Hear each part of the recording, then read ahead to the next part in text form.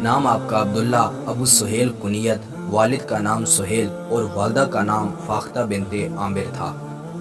آپ شروع میں ہی اسلام قبول کرنے والوں میں سے تھے۔ آپ نے ہجرت حبشہ بھی کی۔ حبشہ سے جب واپس آئے تو ان کے والد نے ان کو پکڑ لیا اور قید میں ڈال دیا۔ حضرت عبداللہ نے ظاہری طور پر اسلام کو خیر آباد کہہ دیا۔ مسلمانوں اور قریش مکہ کے درمیان پہلی جنگ غزوہ بدر میں یہ قریش کی طرف سے آئے، اور خاص بات یہ ہے کہ میدان جنگ میں آتے ہی یہ مسلمانوں کی طرف ہو گئے اور مسلمانوں کی طرف سے غزوہ بدر میں حصہ لیا۔ اس کے علاوہ بہت سے معرکوں میں آپ نے حصہ لیا۔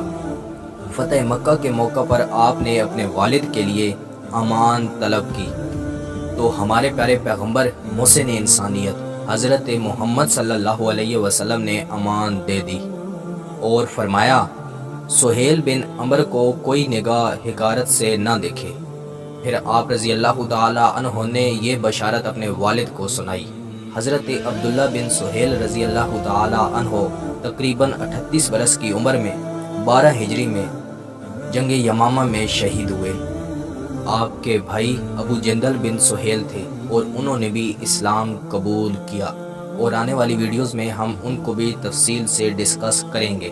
میں امید کرتا ہوں کہ آپ کو یہ ویڈیو پسند آئی ہوگی۔ مزید ایسی ویڈیو دیکھنے کے لیے ہمارے یوٹیوب چینل کا وزٹ کریں، دوستوں کے ساتھ شیئر کریں، کومنٹس میں اپنی رائے کا اظہار ضرور دیں۔ ملتے ہیں انشاءاللہ اگلی ویڈیو میں۔ اللہ حافظ۔